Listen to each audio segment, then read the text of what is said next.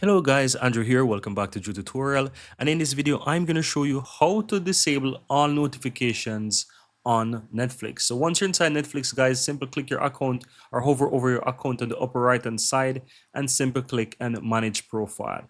Now from here, you want to scroll down and click the profile that you want to disable all notifications for. In this case, I'm going to choose this Drew one here and scroll down and you will find an option called notification settings. If you click on that, guys, you will see that it loads up two different type of notification. Here is the email notifications. If you haven't got this set, you can choose to manage and set this up, but you will notice that you have push notifications most probably set here. You can go ahead and you can remove all notifications or turn off all notifications right here. So simply click on manage push notifications, scroll down to the bottom, and you can unsubscribe from all of those notifications.